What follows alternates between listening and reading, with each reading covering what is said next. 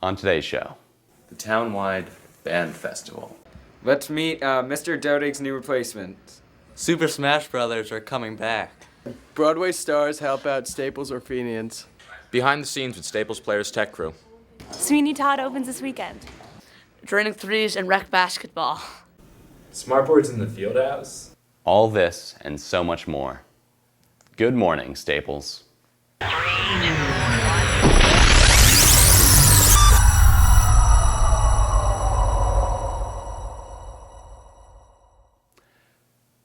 Good morning, Staples. It is Thursday, March 12th. I'm George Menz. We have a great show for you today, but before we begin, will you please all stand for the pledge?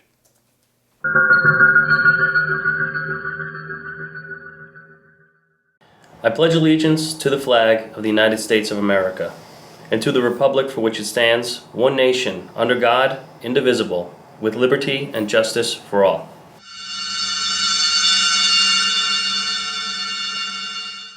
Once a year, the bands from the middle schools and the high school get together and perform for the town. Up next is a piece about next Tuesday's town-wide band festival.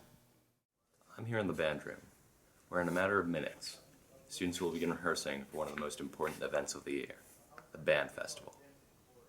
It's a concert that combines all levels of band from middle school all the way to the seniors and symphonic band. There's a musical event coming up shortly, March 18th to be exact, and it's called the Townwide Band Festival. It will feature not only the high school bands combined, but also the 7th grade bands from 2 middle schools and the 8th grade bands combined from the 2 middle schools. I'm excited about it because it's an opportunity for the audience to hear the band's progression starting with the 7th and 8th grade up to the high school. And there will be a number of conductors. We're going to have our old music supervisor come back, and he's going to conduct one number. Mrs. Einak was going to conduct one number, and I will also conduct one number. So it's exciting with that end. And as far as the 7th and 8th grade bands being conducted, their band directors will do the work with those groups. Despite Mr. Maricona's enthusiasm, it seems a lot of students don't know about the band festival. I go to most of the concerts. Alright, do you know about the band festival? Wednesday, March 18th? Not a clue. That sounds fun. We hope you can make it. It's going to be in the gym at Staples, and I believe it's 7:30 concert.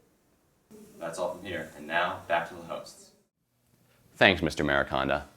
Now everyone knows and is officially invited to the concert. It is starting to be that time of year when we hear more and more music coming out of the Staples Music Department. Next month, the concerts begin in earnest, and we will have more reports of those musical events. Jake Reiser and his twin brother graduated last June. Jake is involved in a video contest and has asked for 30 seconds of your time to gain your support. Good morning, Staples. My name is Jake Reiser. I'm Staples High School class of 2014. I'm a freshman at BU. Over the past semester, I've worked with a friend of mine to create a sports-related film that we entered into a film competition, and we just so happened to have made the top 10, and now we need your help. You guys can go to the URL below, or you can go to nestonnext.com and vote for Can They Get There. If we get enough votes, we'll go into the top 3 where we're going to get judged by some pretty amazing people and have the chance to win $20,000. Thanks, guys. We wish Jake good luck. We've looked at his video and it is pretty good, so be sure to check it out. In our last show, we asked some of you what should be some of the characteristics of our next principal. This week, we met the 2 candidates for the Staples principalship and got a chance to hear from them. Here's our piece on meeting the new principal. Good morning, Staples. I'm Thomas Jones. Recently, we had 2 principal candidates come and visit our school. We'll look at footage from Monday, as well as footage from yesterday. Good morning, Staples. My name is Frank Costanzo, and I am a candidate for the principalship here at Staples High School. I am so excited to be here today. I've been meeting with parents, teachers, students, and administrators, and I'm blown away by the interest level among students here in the library today about having input into their next principal. It's a major community decision. I am fully invested in it. I hope I'm the candidate. If not, I wish the other candidate the very best. Like I said, super excited to be here. It's been a long day so far, and I wish everybody at Staples the very best. hope that you all have a great end of school. Good afternoon, or I should say late good morning. My name is Lou Moore. I'm here visiting Staples today because I have the honor that I'm being considered possibly to become the principal of Staples High School. It's a great mood here. I'm really enjoying the energy, the great questions. My background is I'm currently the principal of a high school in New Jersey. I was a former history teacher in another high school in New Jersey. What draws me to education is educators have that extraordinary capacity to change lives, and that's always been something that's been important to me, that we can make people's lives better, we can point people in directions that are positive for them, and I'm excited about that. I think this is a really exciting time in public education, and Staples strikes me as a place that has the resources, the support, and above all, the people to take on those challenges. So thank you for this chance to introduce myself. So it's up to you to decide. Back to the host. So maybe you got a sense of these two candidates. We can only hope they will join our community and continue to enhance the work done in this school. This is a special announcement for all you gamers. Last year, Tokay Hall was home to a very successful tournament. It was so successful, in fact, that they are doing it again this year. Here's the tournament director, Cyrus Burris, with the details. Hey Staples, I'm Cyrus. I'm the tournament director over at Retro Games Plus. We have a Super Smash Bros. Tournament coming up on March 13th at Tokay Hall. We'll be playing Super Smash Bros. Melee, Brawl, 4 for Wii U and 3DS, as well as having an Amiibo tournament. Sign-ups start at 6 p.m. Each tournament is $5 individually. We have a lot of cool prizes lined up, including Retro Games Plus gift cards, as well as various other Super Smash Bros. Memorabilia. So yeah, it's going to be a lot of fun. If you like Super Smash Bros. Or even if you don't, just like hanging out and having fun, definitely come by. It's going to be a good time. Again, it's at Tokay Hall on March 13th at 6 p.m. If you have any questions, feel free to come find me and ask me personally, or if you go to the Retro Games Plus Facebook page, which we'll have here, there is a post there with the flyer, and you can put questions in the comments, and I'll be sure to answer them there. All right, thanks guys. So again, that's this Friday at Tokay. It was a great time last year, and it promises to be even better this year. Recently, the Orphenians held an event in the auditorium as a fundraiser. The Media Lab shot the event, and Cooper Boardman got a chance to talk with one of the members of Orphenians to find out more about it. Here's his report. Hey everyone, I'm Cooper Boardman here with Madison Malin. Madison is a member of the Staples Orphenians Choir who recently held a fundraising benefit concert to help fund their trip to San Francisco. Madison, can you tell us a little bit more about that concert? So the benefit concert was used to help fund our trip to San Francisco for the Santa Clara's National Youth Choral Festival, and it was organized by Adam Kaplan, who's a Staples Players alum, an Orphenians alum, and was just on Broadway in Newsies. And here's a clip of him singing Gratefully at the end of the show. I've got a roof over my head. I've got a warm place to sleep. Some nights I lie awake counting gifts instead of counting sheep. Grateful, grateful, truly blessed and duly grateful. Wow, that was unbelievable. So I understand there were some other Staples graduates that were in the play, like Mia Gentile.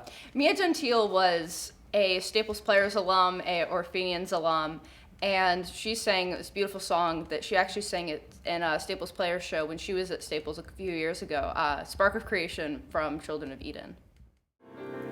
I've got an itching on the tips of my fingers.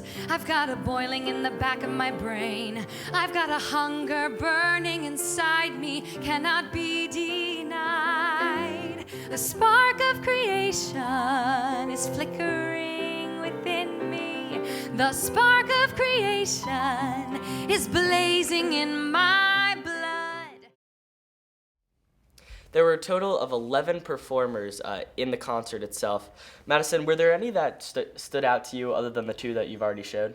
One named Matt performed Corner of the Sky, but all of them really, really stood out to me. And at the end of the show, they performed Seasons of Love from Rent, all of them together, and it was absolutely fantastic. So here's a clip from that. 525,600 minutes, 525,000 moments so dear, 525,600 minutes. How do you measure a year in days? Well, it was a wonderful evening, and the Staples Orphenians raised a lot of money to help fund their trip to San Francisco. We're going to throw it back to the host. It must have been a very entertaining evening with all that Broadway talent here at Staples. Congratulations to Mr. Rosenberg and the Orphenians. Sweeney Todd opens this weekend. 2 of our TV students, Nick Bader and Gavin Berger, are involved in the production and thought you might be interested in hearing this week from not the actors in the spotlights, but instead from the students like those who are running the spotlights. Here's their report.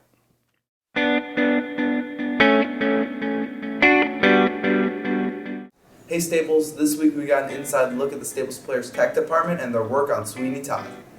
Usually a play is chosen and the director and I get together and we come up with some preliminary ideas of what the set is going to be, and I'll come up with some designs for the set. When we finalize that, then it's time to start building. We'll decide on the materials, we'll decide on what the paint colors are, what the lighting is going to be, and we actually start to put things together. Well, where do we want to light the actors, and where do we want to light them from? And then from there we build what's called a lighting plot, which is basically just a diagram of where every single one of our lights go. And then throughout the rehearsal process, we'll go and we'll hang all of them, focus them in where we want them to hit. For each production, we start off by painting the marquee, which is the sign outside in front of the school that has like the name of the show, all the dates, and like a little design on it.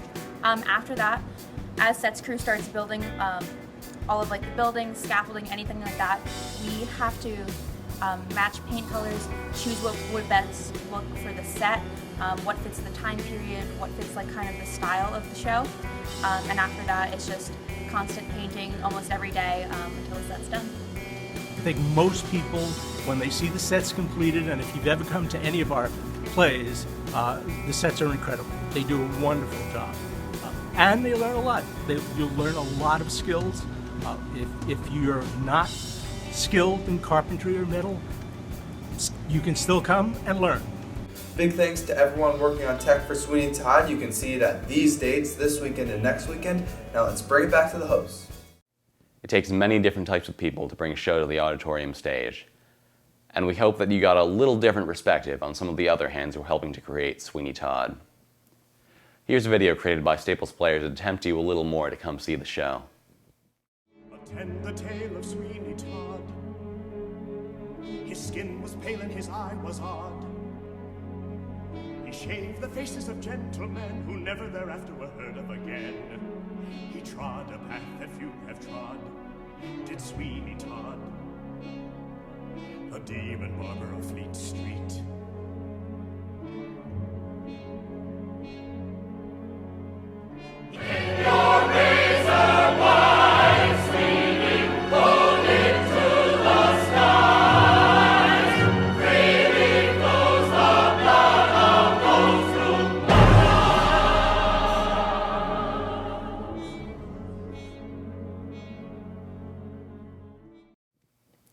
If you are interested in purchasing tickets for the show, they are being sold in the cafeteria during lunch and online at staples.players.com. Not everyone can be on the varsity basketball team, but everyone can play rec basketball. It is really popular here at Staples, and so Max Lonergan and his group put together the next piece on recreation basketball. I'm Sam Greenberg, and me and Max Lonergan went around to rec games on Tuesday night, and here's what we got.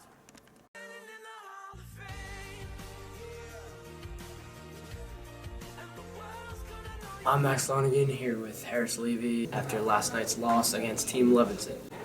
So Harris, in the 50-13 loss against Levinson, how'd you feel about the game? Tough loss. I don't think we played to our full potential. Andrew Speed played some great defense. Jesse creating some offense for his team. Better luck next week.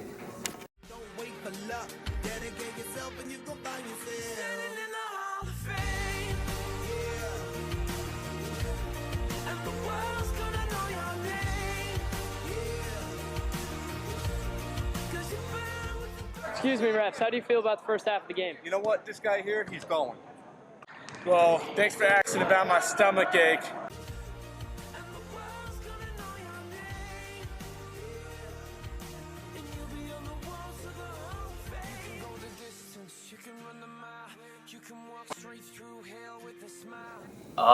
So Harris, who from your team played a good game? Honestly, no one.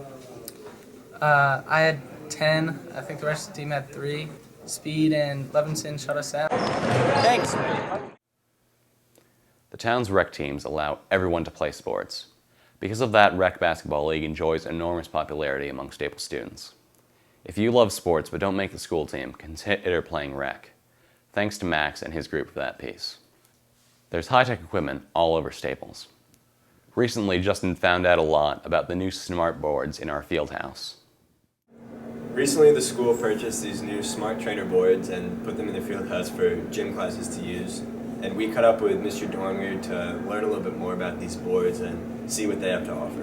All right, so Mr. Dornweir, can you explain to us what these walls are? Sure, so they're basically a interactive fitness wall that users can come up and touch the different targets, and then there's a lot of different games that you can incorporate. So Mr. Dornweir, why did the school and athletic department decide to purchase these boards? They were purchased through the PEP grant, and I think the big reason was to try to focus on the brain-body connection. So we all know that exercise is good for us and good for our health, but it's also good for our minds and it can help us learn. So with the use of the smart trainers, we can involve different tasks that incorporate numbers, incorporate letters, incorporate shapes, and involve other areas of the brain and try to stimulate some brain growth in those areas as well. So Justin, why don't you try out one of the games? The game we're going to try is called Chase the Number. Justin's going to be balancing on a Bosu ball, which will help incorporate a little bit more of the midline and also a little bit of the equilibrium in the brain. He's going to be tracking the numbers. He's going to start at 0, and then he's going to have to find number 1.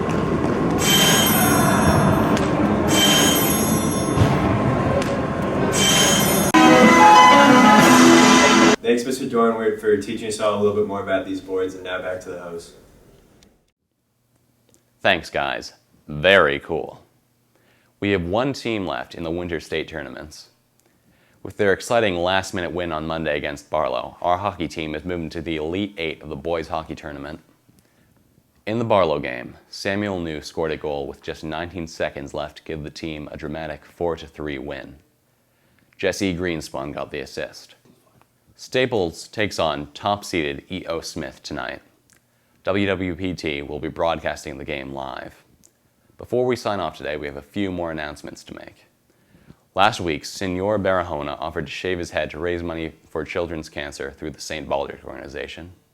If you would like to help out, please go to this URL on the screen and donate. It is for a great cause. You have until March 20th to donate, or email Mr. Joseph Barahona and he will send you the link to the St. Baldrick site to donate. That's our show for today, Staples. We'll be back next week with another show for you. Soon we will be doing 2 shows a week for you. Goodbye.